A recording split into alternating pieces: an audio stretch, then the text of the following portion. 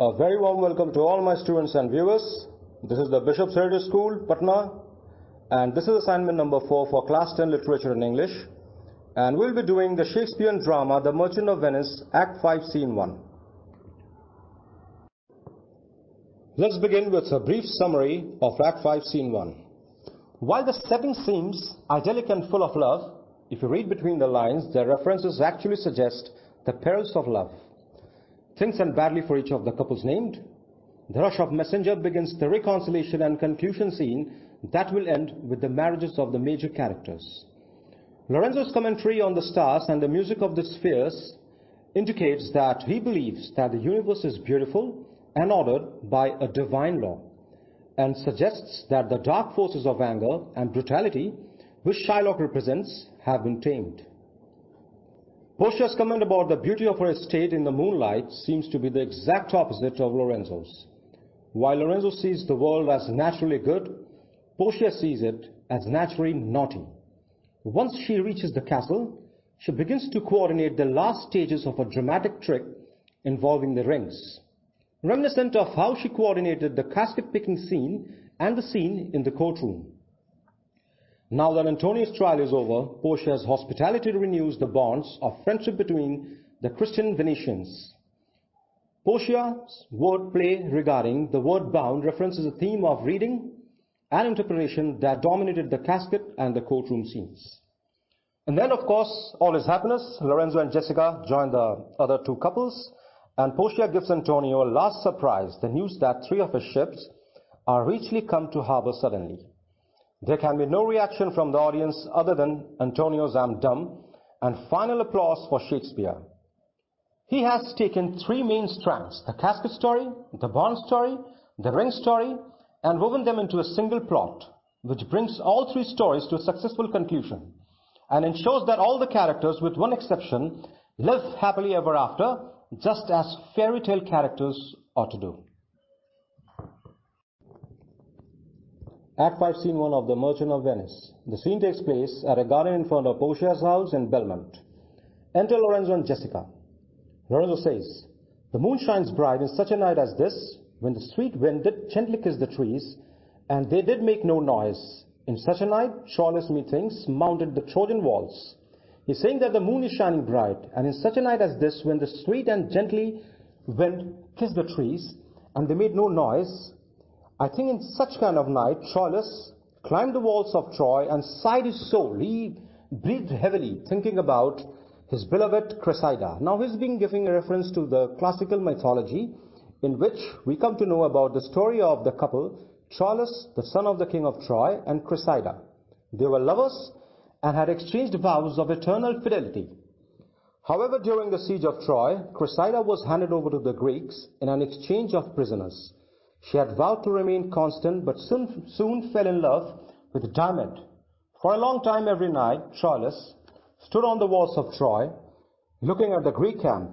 Thus Cressida became a symbol of unfaithful lover. Jessica is trying to outwit Lorenzo now, and she says, "In such a night did Thisbe fearfully overtrip the dew, and saw the lion's shadow ere himself." In such a night, she's saying, Thisbe fearfully tripped over the dew, means the wet grass, the totally wet grass, and saw the lion's shadow before the lion itself, and ran away dismayed, and ran away with a broken heart, thinking that her lover had died. Again, she's also giving a reference to the classical mythological lovers. She gives a reference to Thisbe and her lover, Pyramus. Now, what happened in this story was, Thisbe, a Babylonian maiden, and her lover Pyramus were forbidden to meet by their parents. One day they arranged to meet in a forest. Thisbe saw a lion and fled, leaving her cloak behind. Pyramus saw her blood-stained cloak, thought Thisbe was dead, and killed himself. Thisbe returned, saw her lover's body, and killed herself too. Both became symbols of faithful lovers. So they are giving reference to many lovers whose love story was not hunky-dory. So, in other ways, Shakespeare is trying to portray that marriage and love is not all about a lovely fairy tale kind of ending. So, Lorenzo and Jessica are trying to be skeptical about their married life, and they also want to take cautious steps to make their marriage work. Continuing with Act 5, Scene 1, Lorenzo says that, in such a night stood Dido with a willow in her hand, upon the wild sea banks. Now he's giving reference to the classical mythological love story of Dido and Aeneas. The love story of Aeneas and Dido is narrated by Virgil in the Aeneid. Aeneas was the Trojan warrior who founded the city of Rome. During his voyages he reached Carthage, where he loved Queen Dido. After a long stay with her, he sailed away, leaving Dido heartbroken. She killed herself out of grief. Shakespeare says that it must have been on a beautiful moon night that Dido walked sadly on the seashore, holding in her hand a willow, the symbol of deserted love. She beckoned or wafted to Aeneas to come back to Carthage. Jessica continues now, trying to outwit her husband. She says that in such a night, Medea gathered the enchanted herbs that did renew old Aeson. So she's trying to say that in such a kind of beautiful night, Medea gathered the enchanted herbs that renewed the youth of her father-in-law, Aeson. Now, what was the story? The story was Jason, a famous Greek hero, led an expedition to Colchis in search of golden ram's fleece, which I've done with you in the previous scenes. Medea, his wife, helped him to win the golden fleece. Besides, she gathered herbs of magical properties by night and administered them to her aged father-in-law. Aeson restored his youth back. Elizabethans believed that certain herbs had magical properties if gathered by night.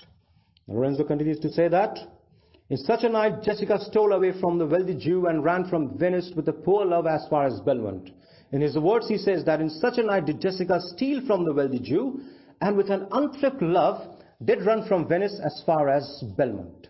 She's saying that in such a kind of night, Jessica was totally enchanted with the love of Lorenzo, and she stole wealth from her wealthy father, and she ran away or eloped with Lorenzo. Now Jessica's turn now. She says that in such a night did young Lorenzo swear he loved her well, stealing her soul with many vows of faith and never a true one. She says that in such a night, what did Lorenzo do? Young Lorenzo swore he loved her well, stealing her soul with many promises of love, but all untrue ones. Now she's just trying to pull his legs. Lorenzo. In such a night did pretty Jessica, like a little shrew, stand her love, and you forgave it to her. In such a night, Jessica broke my heart, and she got friendly with some other man, but still I did forgive her. Now, with this note, we are going to end this explanation of this portion, and we'll be continuing in the next slide. Continuing with Act 5, Scene 1, Jessica says that, I would outnight you, did nobody come. I could outdo you in recounting what took place in memorable nights if no one would have interrupted us. But hark, but listen, I hear the footing of a man. I do hear the footsteps of a man. Enter Stefano. Now, Stefano is an Italian name, so you cannot pronounce it as Stefano. It's Stefano. Lorenzo, who comes so fast in silence of the night? Who's that? Who comes so hurriedly in this quiet ambience of night? Stefano, a friend. Lorenzo, a friend? What friend? Your name, I pray you, friend. Which friend? What is your name? Please tell me your name. Stefano.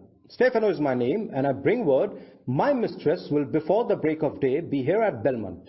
Stefano is my name. I have some news for you. My mistress Portia will reach here in Belmont before daybreak. She doth stray about by holy crosses, where she kneels and prays for happy wedlock hours. She was wandering about the holy crosses in the church, where she kneels and she prays about the well-being of her married life, and she's going to arrive here as soon as possible before the break of the day. Lorenzo, who comes with her? Who's accompanying her? Stefano, none but a holy hermit, a holy priest, and a maid, Nerissa, of course. I pray, is my master yet returned? I just want to inquire with you, did Bassanio has come back or not? Has he come back? Lorenzo, he's not. He has not returned. Nor we have not heard from him, but go we in, I pray thee, Jessica, and ceremoniously let us prepare some welcome for the mistress of the house. Let's go inside and prepare for a formal welcome for the mistress of the house, referring to Portia. Enter Lancelot, and it is not Lancelot or Lancelot, it's Lancelot. Enter Lancelot. Continuing with Act 5, Scene 1, with the arrival of Lancelot. Lancelot says, Sola, sola, oh, ha, ho, sola, sola. Hello, hello, hola. Is anyone there? Lorenzo, who calls? Who's calling? Lancelot, Sola, hello. Did you see Master Lorenzo? Master Lorenzo, sola, sola. Did you see? Did anybody come across Master Lorenzo? Hello, Master Lorenzo. Hello, where art thou? Lorenzo, leave hallooing man here. Come on, stop shouting, I'm here. Lancelot, sola, hello? Where? Lorenzo, here. Lancelot is trying to add to the comic element as he's a clown. Lorenzo, here. Lancelot, tell me, there's a post come from my master with his horn full of good news. My master will be here morning. Tell Lorenzo, if you come across him, of course he did recognize Lorenzo, just trying to play the fool here. Tell him that a messenger with a bugle has arrived from my master with the good news. My master will be here before morning. Tell him that a messenger has come blowing his trumpet and is announcing the arrival of his master Bassanio. Exit. Lorenzo, sweet soul, let's in. And they expect their coming, and yet no matter, why should we go in? Dear Jessica, let us go in and wait for their arrival. However, it does not matter, why should we go in? My friend Stefano, signify, I pray you, within the house your mistress is at hand.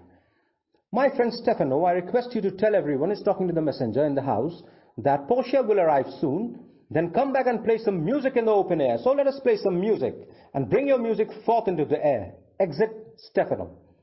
How sweet the moonlight sleeps upon this bank.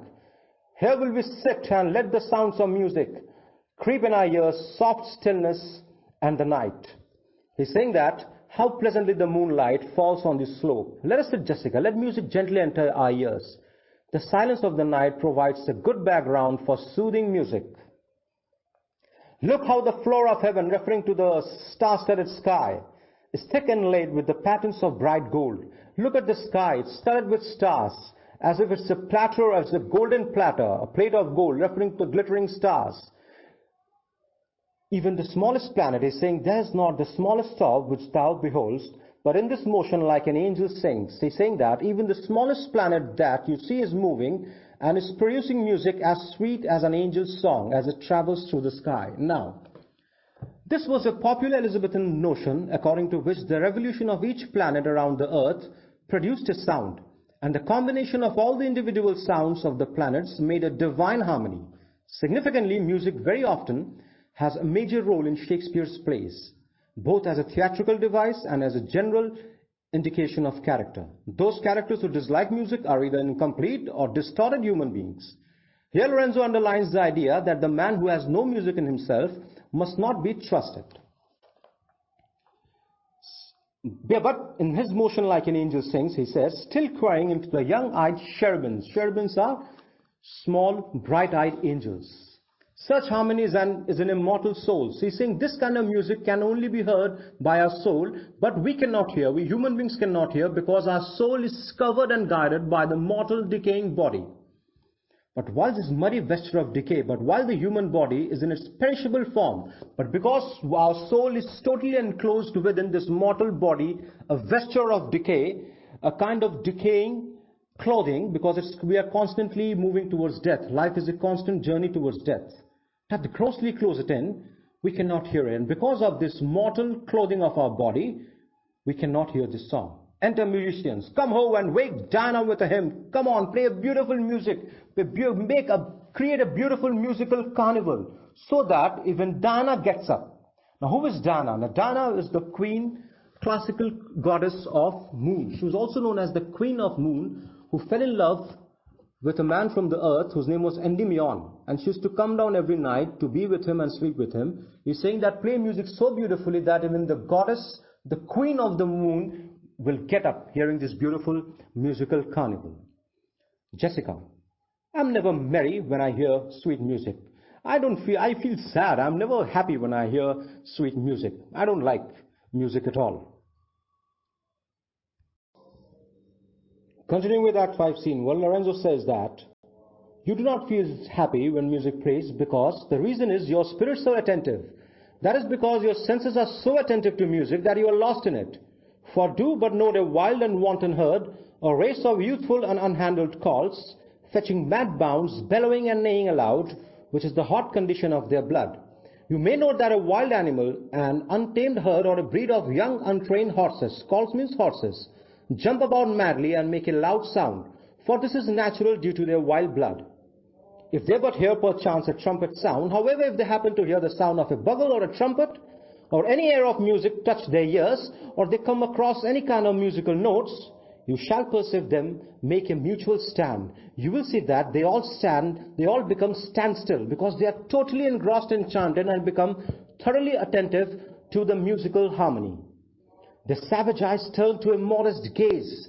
They are so engrossed and enchanted with the music that their wild eyes become calm due to the influence of the sweet music, by the sweet power of music. Therefore the poet did feign that Orpheus drew trees, stones, and floods. Now, poet, when he's talking about the poet, he's talking about Ovid. Now, who was Orpheus?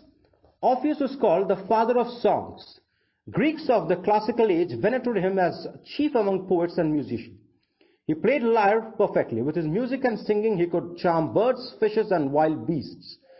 He was a beautiful and a very expert musician who could draw animals towards him just with the prowess of his musical harmony, and he could bring lifeless humans back into life, and even non-living things back to life because of his musical prowess. Since not to stock his heart and full of rage, therefore poet Ovid narrated how the musician Orpheus made trees, stones, and rivers move from place to place by the power of his music.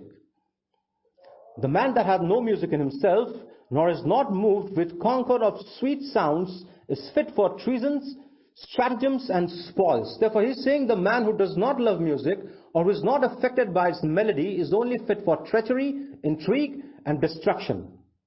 And his affections dark as Erebus. A man without any tinge towards music is as dark as the darkest underworld of Greece, known as the Erebus. It is a Greek word which in English means darkness or shadow. According to Greek mythology, Erebus was the son of primordial god, chaos, and personified darkness and shadow.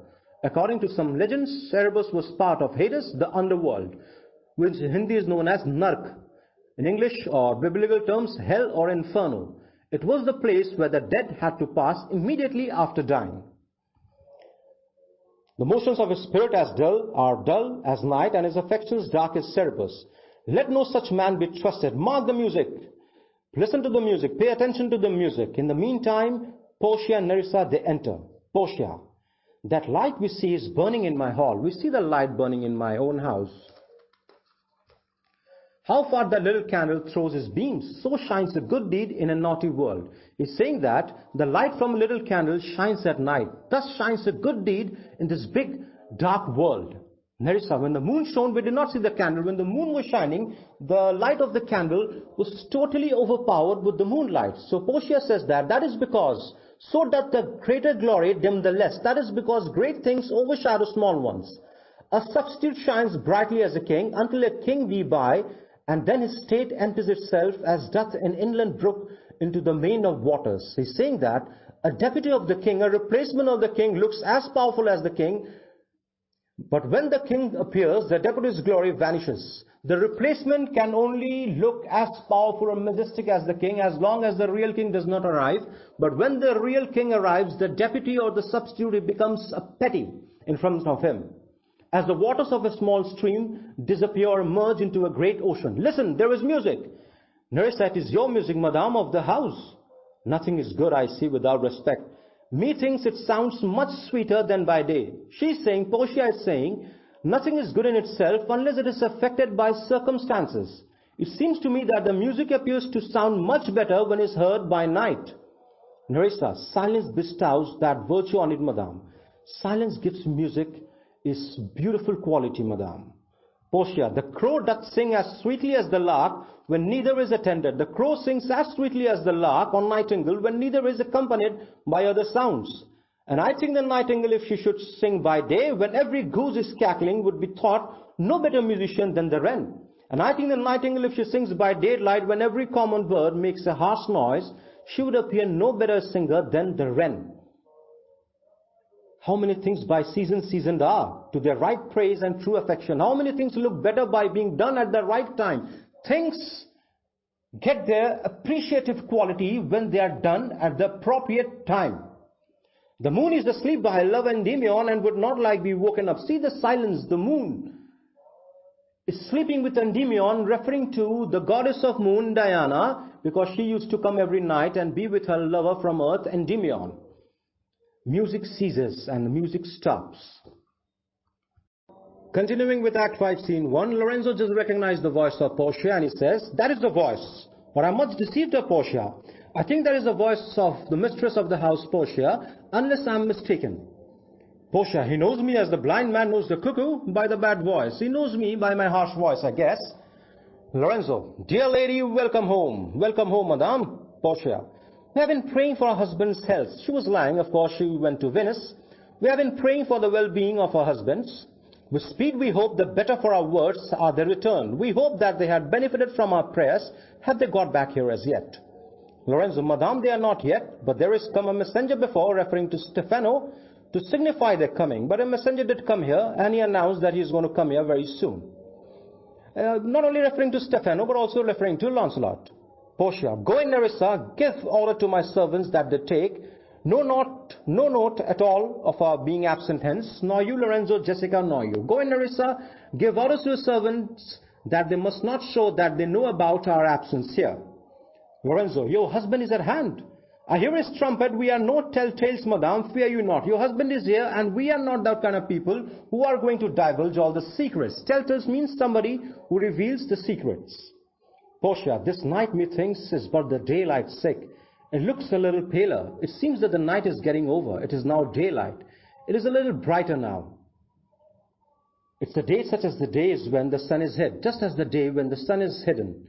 Enter Bassanio, Antonio, Graciano, and their followers." Bassanio, "We should hold day with the antipodes. We should have long day like those on the opposite side of the world," referring to Australia. "If you'd walk in absence of the sun, if you moved about in the sun's absence, spreading your brightness, Portia." Portia, "Let me give light, but let me not be light. I wish that I give forth light, but I do not want to be a characterless woman or an unfaithful woman," referring to the next light word. "For a light wife doth make a heavy husband. For an unfaithful wife makes a husband heavy in heart or sorrowful. And never be Bassanio so for me, and Bassanio, I do not want you to grieve for me. But God sought all, you are welcome home, my lord. But may God decide everything, a hearty welcome to you in my house, or rather in your house." Bassanio, "I thank you, madame. Give welcome to my friend. This is the man, this is Antonio. I want you to bid welcome to my dearest friend Antonio, to whom I am so infinitely bound, to whom I am really indebted." Portia, "You should in all sense be much bound to him, for as I hear, he was much bound to you. You should in all respects be grateful to him, since I heard that he had signed a contract. He was also bound for you. He did sign the bond with Shylock to save you from financial crisis." Antonio, "No more than I am well acquitted of. Not so terrible a bond now, since I am free from it." Portia, "Sir, you are very welcome to our house. It must appear in other ways than words, therefore I scan this breathing courtesy. Sir, you are welcome to our house. I must show our welcome by deeds, not by words." Graciano to Nerissa, "By yonder moon, I swear you do me wrong. What are you doing? You are misjudging me." See, they were talking about the absence of Nerissa's ring from Graciano's finger. This is the ring episode, the humor that ring episode brings into the last scene. "In faith, I give it to the judge's clerk. I give it to the judge's clerk. Would he were dead that had it." Remember Act 4, Scene 2, where he parted away with his ring to Portia's clerk at that point of time, who's Nerissa, her attendant. "Since you do take it, love, so much to heart, why are you taking it to heart?" Portia, "Quarrel ho already? What's the matter? Why you both are fighting? About a hoop of gold, about a circular metallic ring of gold, a paltry ring, a simple ring. That she did give me, whose posy was for all the world like cutlass poetry upon a knife. Love me and leave me not. The words engraved on the ring were like the one that a knife maker had composed and engraved on his knife. Love me and leave me not. Posy means words engraved. Posy means words engraved on a ring inscription. Nerissa, "What talk you of the posy or the value? You swore to me when I did give it to you, that you would wear it till your hour of death. What do you speak about the commercial value of the ring and the words written on it? You vowed when I gave it to you that you would wear it till you die." She's just pulling his legs and creating a humorous situation for all the audience and the spectators of the drama. "And that it should lie with you in your grave. You promised me that you're going to wear it till the last breath of your life, and you're going to take the ring in your finger inside your coffin, your grave. Though not for me, yet for your vehement notes you should have been respective and have kept it. If not for my sake, at least out of respect for the vow you made, you should have kept the ring with you. Give it a jealous clerk? No. God's my judge. The clerk will never wear hair on his face that's added. I don't think you have given it to judge's clerk. I do not think the clerk you gave the ring to had any facial hair. I think you gave it to a woman. Graciano, he will. And if he lived to be a man, of course he will have facial hair if he grows up to become a man and lives his life as a man. Nerissa, if a woman lived to be a man, yeah, of course, if a woman can live a man's life, then he will. Graciano, now by this hand I give it to a youth, a kind of boy, a little scrub boy. I swear by my hand that I gave the ring to a youth, or rather to a boy, a little boy of small size, no taller than yourself, no higher than thyself, the judge's clerk. A prating boy that begged it as a fee. A talkative boy. Prating means talkative boy who just wanted it as a reward, a financial reward for his services. I could not for my heart deny it him, and I could not deny it to him. He did actually serve to Antonio's cause. I couldn't deny it to him. Portia says, you were to blame, I must be plain with you, to part so slightly with your wife's first gift. I must tell you plainly, you were to blame for parting with your wife's first gift in terms of the ring. A thing stuck on with warts upon your finger, it was put on your finger with a vow, fastened to it with a trust, and so riveted with faith onto your flesh.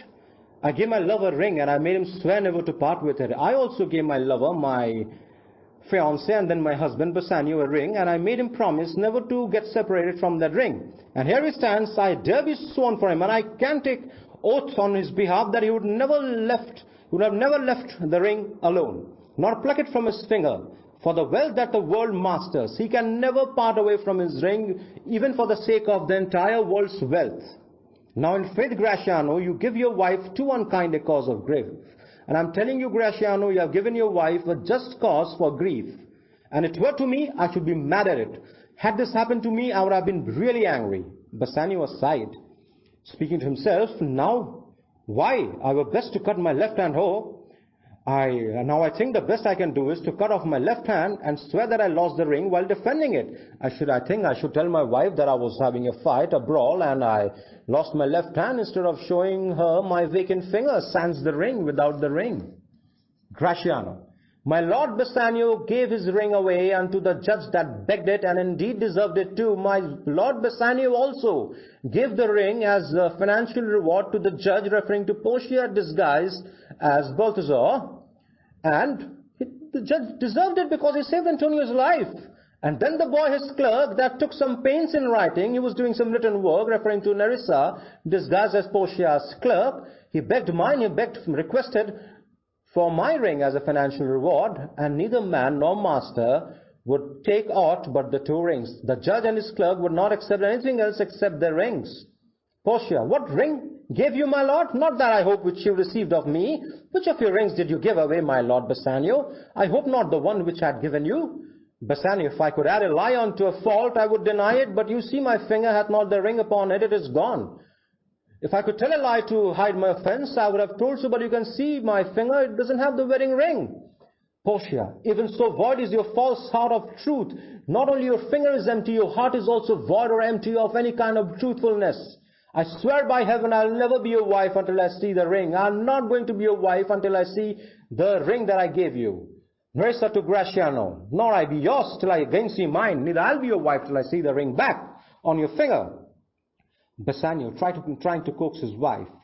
Sweet Portia, if you did know to whom I gave the ring, if you did know for whom I gave the ring, if you would have known to whom I gave the ring, the lawyer, Portia disguised as Balthazar, who saved Antonio's life, and if you would have known for whom I gave the ring, that's my dearest friend Antonio, and would conceive for what I gave the ring, and if you would have understood for what reason I gave the ring, and how unwillingly I left the ring, if you would have comprehended how unwillingly I gave the ring away, when naught would be accepted but the ring, the situation is such that he wouldn't have accepted anything else but the ring as a financial reward for saving Antonio's life.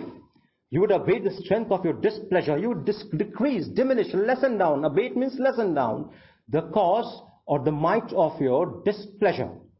Portia, if you had known the virtue of the ring or half of worthiness that gave the ring, if you would have understood the sentiments attached to the ring or half of the worth of your wife who had given it to you, or your own honor to contain the ring or your responsibility to keep it, you would have never given it away. She also gives it back to Bassanio. You would not then have parted with the ring. What man is there so much unreasonable if you are pleased to have defended it? I don't think any man would have been so unreasonable only to desire for your ring if you would have defended your ring properly. If you had pleased to have defended it with any terms of zeal, if you had shown a kind of enthusiasm, a kind of zeal to protect the ring, you don't have parted with it. To use the thing held as a ceremony, Nerissa teaches me what to believe. I'll die for it, but some woman had the ring. And I think Nerissa is teaching me the right virtue, that the ring must have been given by both of you to some woman. Bassanio, no, by mine honor, madame, by my soul, no woman had it but a civil doctor. Upon my honor, upon my soul, no woman has it, but I gave it to a doctor of civil law who refused to accept 3,000 ducats and asked only for the ring, which did refuse 3,000 ducats of me and begged the ring.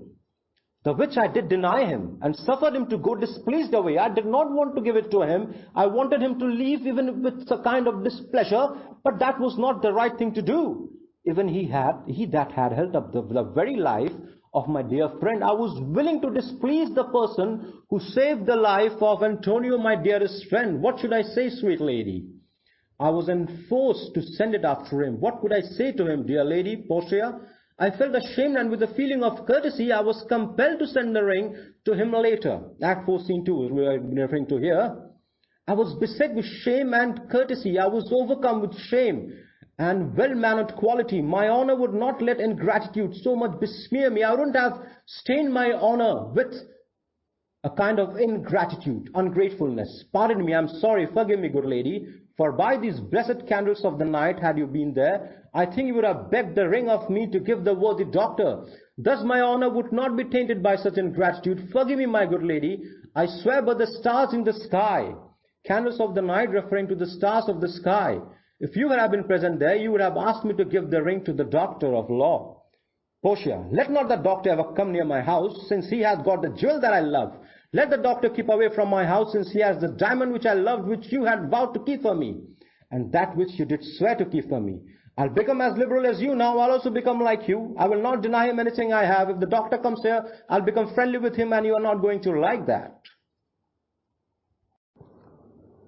Let's continue with the concluding segment of Act 5, Scene 1. Antonio says, I'm the unhappy subject of these quarrels. I think I'm the unhappy cause of these fights between you all. Portia, sir, grieve not you. You are welcome notwithstanding. Sir, do not get upset. You are welcome in spite of all these things. Bassanio, Portia, forgive me this enforced wrong, and in the hearing of these many friends, I swear to thee, even by thy own fair eyes, wherein I see myself. Portia, pardon me for the wrong which I was supposed to inflict on you. Here in the presence of all our friends, I take an oath by your beautiful eyes in which I see my reflection. Portia, mark you but that, in both my eyes, it doubly sees himself. Listen to it. Pay attention. What he says. He says that he can see himself doubly in terms of reflection in my eyes. One image of himself in each eye. So he swears by an appropriate oath by his double self. An oath to be believed. In each eye one swear by your double self. You are a man of dual character. So I cannot trust you. Bassanio, nay, but hear me, listen to me. Pardon this fault, and by my soul I swear, and I never more will break an oath with thee.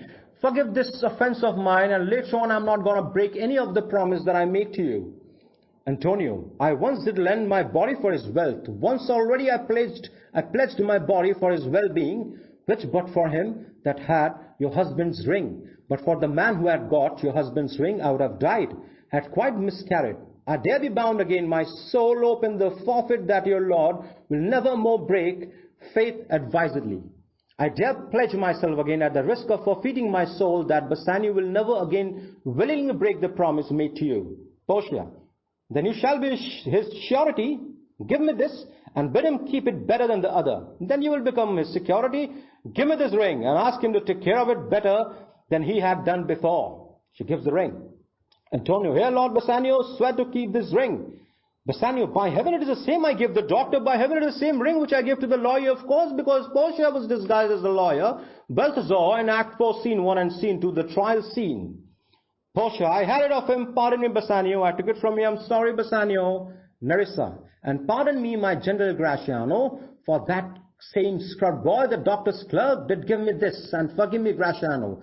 That same boy who was the doctor's clerk gave me this. See, the humor is coming into foray now. All the tensions, turbulence of Act 4, Scene 1, where Shylock was about to extract a pound of Antonio's flesh. All these tensions are gone. It's time for a very lovely hallelujah moment for all the audience and the spectators and the readers. Portia, you are all amazed. Here is the letter. Read it at your leisure. It comes from Padua, from Bellario. You are surprised. Here is a letter for you. Read it at your leisure. I got it from Bellario in Padua. There you will see that Portia was the doctor of law. Nerissa was a clerk. They shall find that Portia was the doctor, Nerissa there her clerk. Lorenzo here shall witness I set forth as soon as you, and even but now returned. Lorenzo here will testify I left the place as soon as you did, and have returned just now. Then expect, unseal this letter soon. There you shall find 3 of your argosies are richly come to harbour suddenly. Good news for Antonio. All his ships are safe. They have returned to the harbour. You shall not know by what strange accident I chanced on this letter. I will not let you know by what a strange coincidence I happened to get this letter. Antonio, I am dumb. I am speechless. Bassanio, were you the doctor? And I knew you not. You were the lawyer. I couldn't recognize you. Gratiano, were you the clerk? To Nerissa, Antonio, sweet lady, you have given me life and living. For here I read for certain that my ships are safely come to road. I come to know, I am acquainted with the fact that all my ships are safe now. You are just like a divine entity for me. Portia, how now, Lorenzo? My clerk has some good comforts too for you. You have got some good news as well. Nerissa, aye, and I'll give them him without a fee. I won't take any financial reward from my services. I'll deliver the good news to you. There do I give to you and Jessica, and therefore I'm telling you, I'm giving to you from the rich Jew a special deed of gift after his death of all his dies possessed of. And I'm giving you this gift, in which after the death of Shylock, all that belongs to him will be given to you. Lorenzo, fair ladies, you drop manna in the way of starved people. You are just a heavenly food, manna. Now what's manna? Manna was the heavenly food that was dropped on the desert according to the Bible. It was eaten by the hungry Israelites during the travels in the desert. It was eaten by the people of Israel, the Israelites, during the travels in the desert. This saved them from starving. It is also called bread of heaven. Manna also refers to the good things which have been provided for sustenance. Portia, it is almost morning, and yet I'm sure you are not satisfied of these events at all. It is almost morning, yet I'm sure that you are not fully satisfied how all these events took place. Let us go in and charge us thereupon interrogatories, and we'll answer all things faithfully. Let us go in, and you may put all your questions as though we were witnesses in court, and we will answer every question of yours faithfully. We'll solve and clear all your queries and doubts. Gratiano, let it be so.